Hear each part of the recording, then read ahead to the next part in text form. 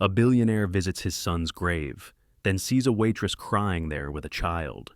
It was always the same time every year. Mid-April, cold enough for a jacket, quiet enough to hear your own thoughts. Just outside the sleepy town of Woodsville, in a private plot behind St. Andrew's Church, a man would arrive in silence. Expensive car, immaculate suit, a single red rose in hand. His name was James Callahan. To the world, James was a titan, CEO of one of the largest real estate development firms in the country. His name printed on the sides of skyscrapers from New York to San Diego. He'd graced the cover of Forbes, delivered keynote speeches at Ivy League universities, and had been called the man who turned dirt into diamonds. But on this one day each year, all of that meant nothing. Because it was the anniversary of his son's death. He walked the familiar gravel path between the headstones, his polished leather shoes crunching softly beneath him. His face, sharply lined, cold, unreadable, was a map of regrets. His gray-streaked hair moved slightly with the breeze, but he never noticed. His focus was locked on one destination, the grave of Benjamin Callahan, age 23. It had been 11 years since the accident. The headlines back then had read, "Tragedy strikes, billionaire heir." What they didn't print were the things that haunted James most. That Ben had called his father the night before. That James had ignored the call, buried in yet another late-night merger deal. That they hadn't spoken in over 6 months. That James had missed the last chapter of his son's life. And now there was nothing left but stone and silence. He knelt down, placing the rose on the grave. "I'm sorry," he whispered, his voice barely a breath. "I should have been better. You deserved better." It was a line he'd spoken for over a decade, and each year it tasted more bitter. James had no one left. His daughter Riley had cut ties years ago, said she was done pretending he was anything but a stranger. His wife gone, his empire thriving, but his soul that had been buried long before Ben's funeral. This visit was the one thread tying him to something real, something human. And then, on that quiet April morning, everything changed. Because as James stood to leave, he noticed something unusual. Just a few feet away under the shade of a crooked elm was a woman, young, maybe in her late 20s. She was sitting on the damp grass, weeping quietly. A child, no more than 9, sat beside her, stacking pebbles into a neat little tower. They weren't just visiting a grave. They were sitting at Ben's. James froze. His breath caught in his throat. It was his son's grave. The one sacred space he returned to each year, uninterrupted, unseen, untouched. Yet, here was this woman sobbing over it, and a boy with eyes far too familiar to be a coincidence. The boy glanced up, met James's eyes, and smiled softly, then looked back at the gravestone. "We made it.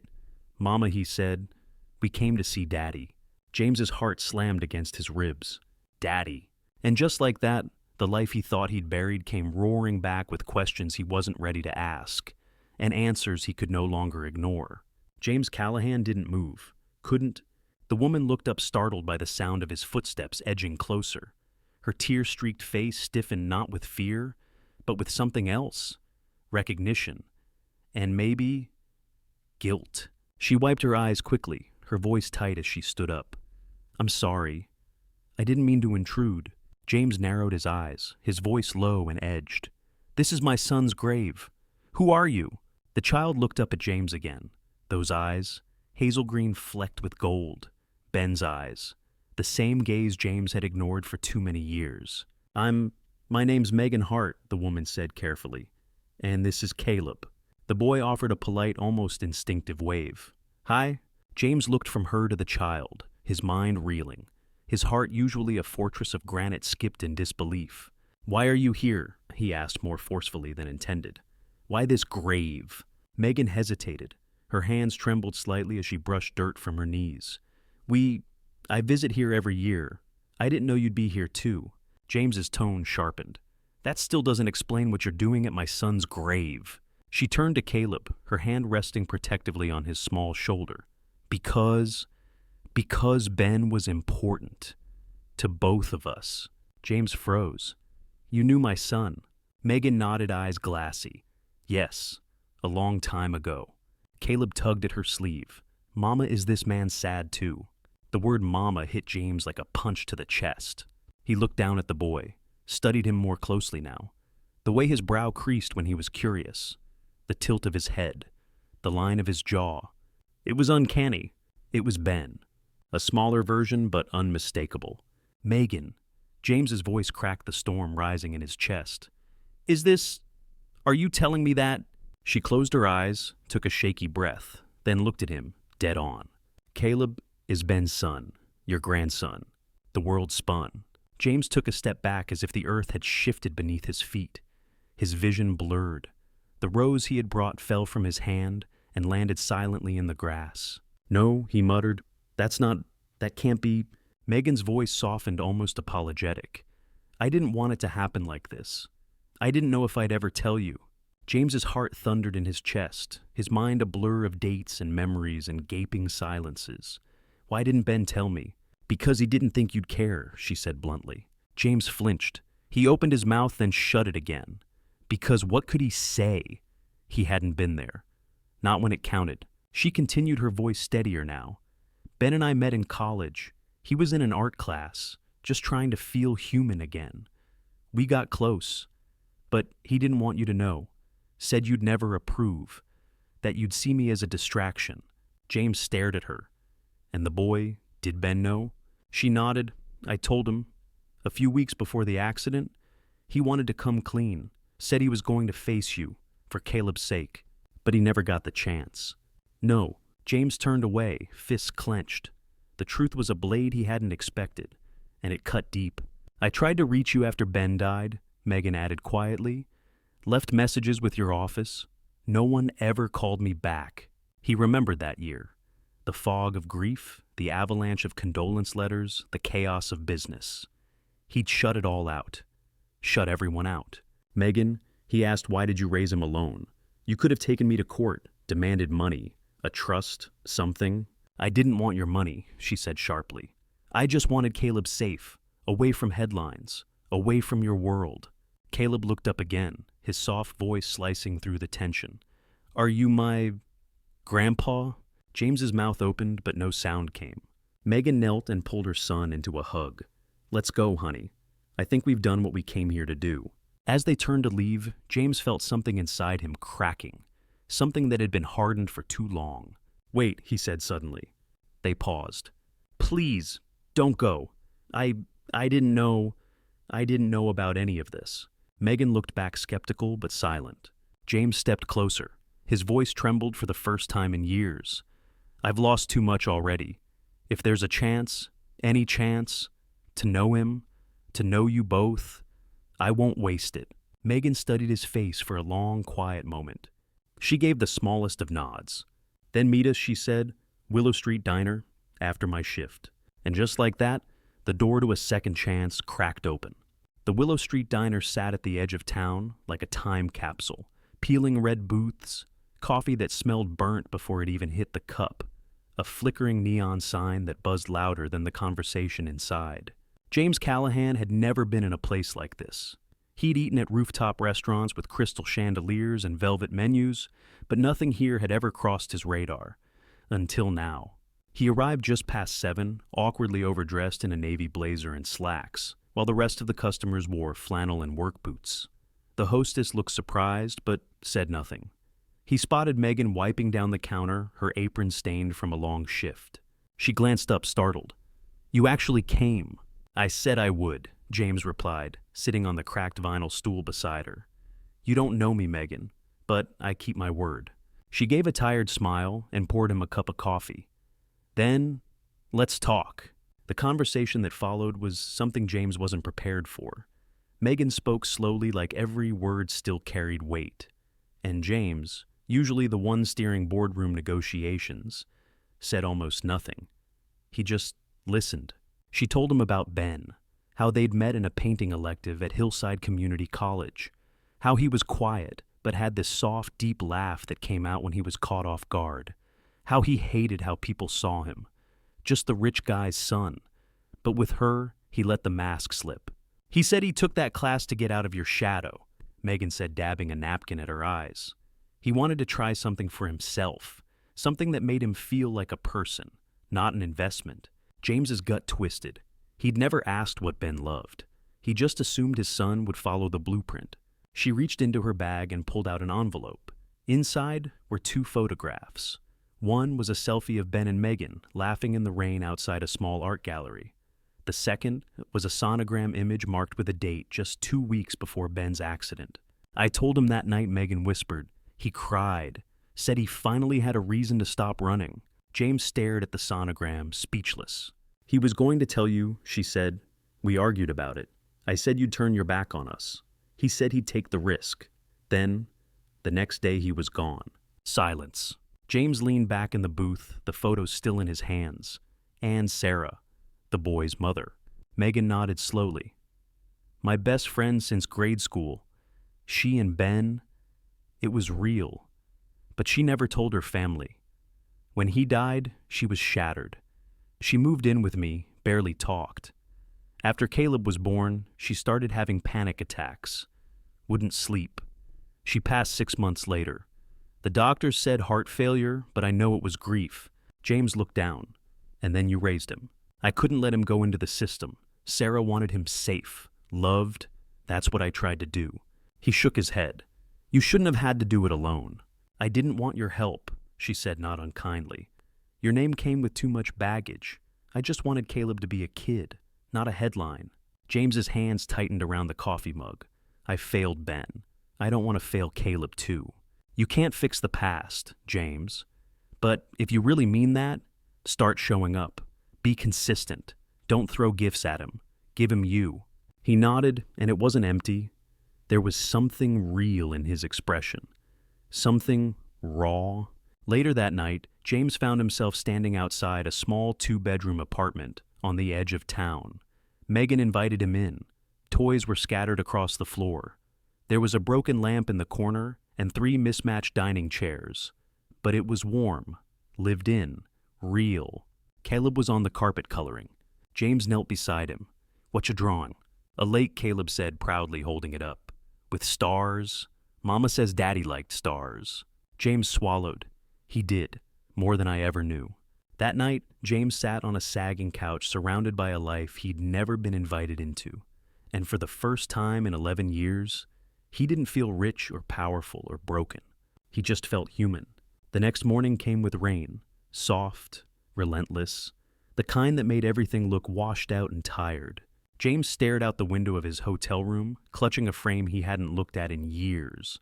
A photo of Ben at age 6, holding a fishing rod taller than himself, all teeth and sunshine. It didn't add up. Ben hadn't just died in a crash. He'd been running from something.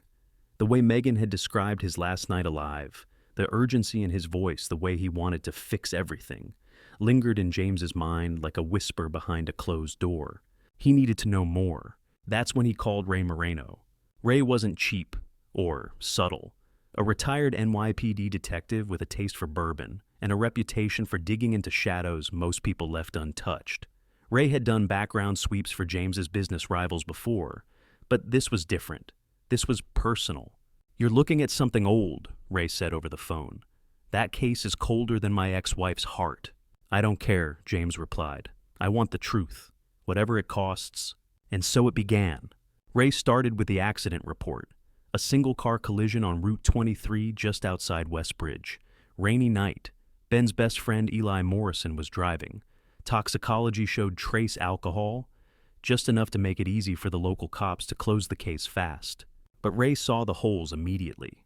Brake lines were compromised, he muttered during their next call. No mention in the report. But the photos, clear corrosion patterns. And there's red paint scraped along the passenger side.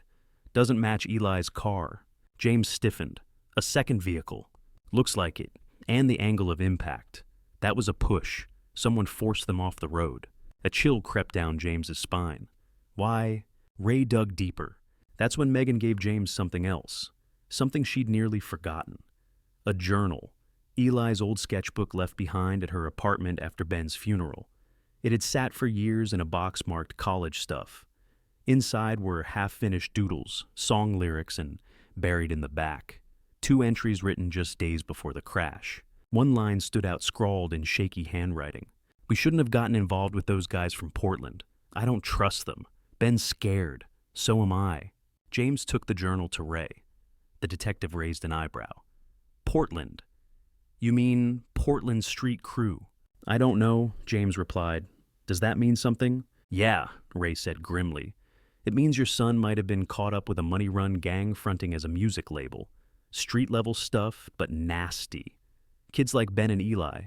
They're perfect marks. Naive, clean records desperate to make their own path. James sank into his chair. Why would Ben even get involved? Ray didn't blink. Maybe he needed money.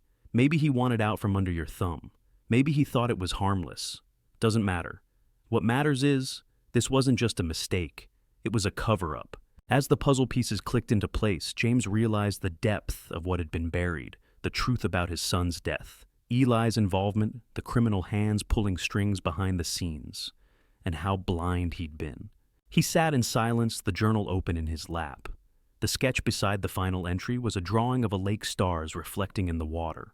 Ben's dream, a house by the water, a life without pressure, gone in one rainy night. But now James had something else, a lead, a motive, and a memory to fight for. He looked out at the storm-washed world beyond the glass, and he swore to his son, this time he wouldn't walk away. For the first time in over a decade, James Callahan wasn't chasing profits or mergers. He was chasing the truth, and what he uncovered next made him question everything, including the people he once trusted most. Ray Moreno's investigation into the Portland Street Crew led them to a man named Nico Vale.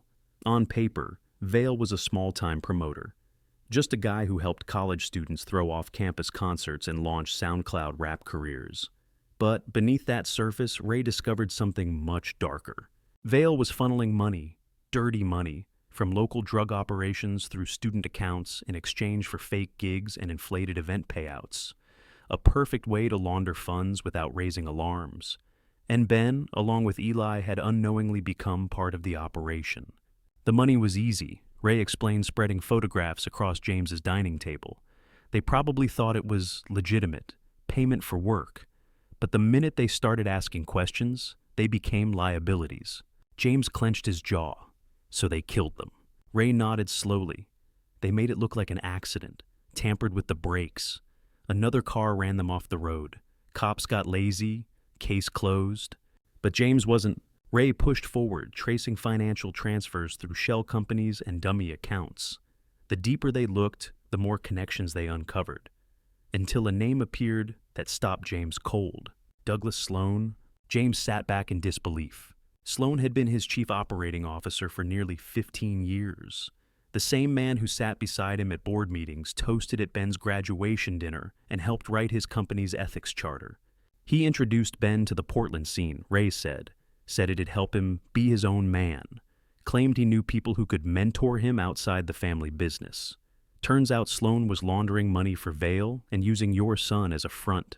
James stood abruptly, the room spinning. He got my son killed, he said, his voice low and deadly. Ray nodded. He did. Whether he meant to or not, James couldn't believe it. He'd trusted Sloan with everything. His business, his future, his family. And that trust had been a death sentence for his only son. That night, James made a decision. He walked into the corporate tower he built. Polished stone, glass ceilings, every surface a monument to control, and strode into Sloan's office without knocking. Sloan looked up surprised. James, everything okay?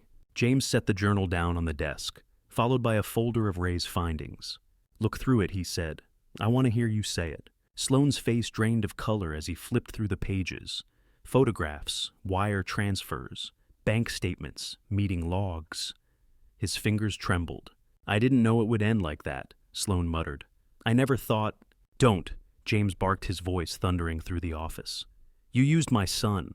You knew he wanted out of my shadow, and you handed him a rope to hang himself with. Sloan tried to speak again, but James stepped forward, seething. What? You stood next to me at his funeral. You shook my hand, offered condolences, while you were the one who opened the door to the people who killed him. Security escorted Sloan out minutes later. James pressed charges that afternoon. But even as justice moved forward, James couldn't shake the heaviness in his chest. Betrayal had festered under his nose for years, and now it had names, dates, bank codes, and consequences. And the most painful part, he could have stopped it. If he'd paid more attention, if he'd been less consumed with legacy and more focused on love. Later that night, James sat in the quiet of his hotel suite. Outside, the city buzzed as if none of this had happened, but inside, everything had changed. He opened Ben's journal again, flipping to a short note written near the end. It was dated just 3 days before the crash. Dad doesn't see me. Not really, but maybe someday. He'll understand why I had to try. James ran his fingers over the page, a tear slipping down his cheek. I do now, son, he whispered. I promise. I won't stop until every piece of this is out in the open. He was done being a bystander to his son's story. It was time to rewrite the ending. The truth was finally out. Sloan had been arrested. Vale's operation was unraveling. James thought the worst was behind him. But he was wrong. Because monsters don't disappear when exposed. They react. And the people James had gone after weren't finished with him. They'd lost money, power, and secrecy. And someone had to pay. It started with a phone call. No voice, just static. Then a whisper that made James's blood run cold. Stop digging, or the boy pays. James stood frozen in his penthouse suite, the city glittering behind him, his phone still pressed to his ear long after the call ended. There was no question who the threat referred to. Caleb. Within an hour, James had Megan and Caleb relocated. He flew them to a secure lake cabin in rural Pennsylvania, his family's old fishing retreat now guarded by a private security team, and one very sharp-eyed Marine veteran named Gavin Burke, a man James had once hired for executive protection during overseas projects. Now he was watching over the most important people in his life. Megan was hesitant. I've kept him safe all his life, she said. Her arms crossed tight over her chest as she looked around the cabin. I don't need bodyguards or billionaires to help now. James met her gaze calm but firm. You're right. You've done more than anyone. But now it's my turn to protect him too. Because whether you like it or not, you're family. And I'm not letting anything happen to you. Or Caleb. That night, the three of them sat around the fireplace in silence. Caleb was asleep upstairs, curled beneath a blanket with planets on it. Megan sipped tea watching the flames. Why are you doing all this? She asked quietly. James didn't hesitate. Because I didn't protect Ben. And I'll never forgive myself for that. But this Caleb, this is my second chance. Days passed quietly, too quietly, until one stormy night, everything changed. The power flickered once, twice, then went out completely. The wind howled through the trees. Rain pelted the cabin like stones. Gavin checked the backup generator and found it tampered with. A cut wire. Someone had been here. James's phone buzzed. A text from an unknown number. You were warned. Megan and Caleb were ushered into the basement safe room. Gavin standing guard by the stairs, gun drawn. James stayed near the front window, heart racing, adrenaline surging. And then, a shadow moved across the porch. It wasn't just the storm. A figure stepped into view. Tall, hooded, moving like a panther through the darkness. A flash of lightning revealed a scar slicing across his left cheek. Eyes cold, predatory. Kane Rivers. Ray had mentioned him. Ex-Special Forces turned freelance enforcer. Vale's cleanup man. The one they sent when threats weren't enough. Kane smashed through the door with one swift kick. James backed up, fists clenched. Gavin lunged forward, but Kane was faster, striking him hard in the side, knocking him to the floor. I told you, Kane snarled, leveling a pistol at James. This didn't have to involve the kid, but you had to play hero. James raised his hand, stepping in front of the hallway that led to the basement. You're not touching him, he said, voice steel. Kane sneered. You don't scare me. Another lightning flash, then movement behind Kane. Gavin, blood trickling down his temple, staggered to his feet and tackled the intruder. The gun fired, once, twice, ricocheting off the wall. James lunged, grabbing Kane's arm and twisting it back. The gun skidded across the floor. Megan, now at the top of the stairs, rushed forward, grabbed the weapon and pointed it with both hands trembling. Back off, she screamed. Kane froze. Gavin delivered a blow to his ribs that dropped him. They bound his hands with zip ties and waited breathless until law enforcement arrived 20 minutes later. Kane was taken into custody. Gavin was patched up, and Caleb. He never knew what happened. He slept through the storm, dreaming of stars and lakes and stories his mother used to tell him. But James, he didn't sleep. He sat by the window watching the rain fall, his reflection ghost-like in the glass. They'd tried to take his grandson, his family, and that was a line no one crossed. The next morning, Ray called. "I traced a flash drive," he said. "Hidden evidence. Tied to someone close to Ben. Might be what we need to finish this." James hung up and whispered to himself, "Let's finish it." James didn't waste a second. The next morning, he was in Syracuse, seated at a kitchen table, across from Kendra Sarah's younger sister. She looked pale, nervous, her hands trembling as she slid a small black flash drive across the table. "She gave it to me a week before she died," Kendra said. "Told me to keep it hidden. Said if anything ever happened to her, someone might come asking." James took it with reverence, as if it weighed far more than plastic should. "What's on it?" he asked. "I don't know," Kendra admitted. "She wouldn't say, just that it had everything. Everything about the people who ruined her life. And Ben's." Back in the city, James handed the drive to Ray. What they found was more than damning. Emails, audio recordings, ledgers of bribes, surveillance footage, and one video file, grainy time-stamped 3 days before Ben's death, showing Kane Rivers meeting with Vale in a warehouse office. "They're getting cold feet," Kane said in the footage. Vale shrugged. "Then make sure they can't talk." There it was, intent, conspiracy, cold-blooded planning. Ray's face was grim. "We've got them. And not just Vale and Kane. Look at this." He pointed to a series of bank transfers, straight to a campaign account for Senator Carl Dunley, the same official who once pushed for James's developments to receive federal fast-tracking. James leaned back stunned. Dunley was on their payroll. More than that, Ray said, he was shielding them, helping them launder money through civic redevelopment grants. Using your son to do it. It was a tangled web, and James's fingerprints were unknowingly all over it. But now he had the thread to unravel the whole thing. Within days, the evidence was in the hands of the FBI. Arrests followed quickly. Vale was taken in during a routine customs inspection in Buffalo. Kane, already in custody, was charged with attempted murder and conspiracy. And Senator Dunley, a televised takedown that made national headlines, U.S. Senator indicted in underground syndicate probe. James watched the coverage from Megan's apartment, the news anchor's voice barely audible over the sounds of Caleb laughing in the other room. Justice was finally catching up. But the real healing began not in courtrooms or headlines, but around a dinner table. It started with a text, short, unexpected. "Riley heard what you did. I'm not ready to talk, but maybe we could meet." James stared at the screen for a long moment, then replied, "James, name the time. I'll be there." Their first conversation in 6 years was cautious halting. She asked questions. He answered without defense or excuses. She talked about therapy, about what it felt like to lose her brother and her father in the same month. James didn't interrupt. He just listened. "I used to think you were hollow," Riley said. "All money and power. No soul." "You weren't wrong," James replied. "But I'm trying to be better." It didn't happen overnight, but it did happen. Riley visited again, then again. One Sunday she joined them at the lake house. Caleb ran up to her with a painting of stars and boats. She smiled and told him it was the best art she'd seen all year. Megan watched all of this unfold with cautious optimism. "You've come a long way," she told James one evening, as they stood on the dock watching the sun dip below the trees.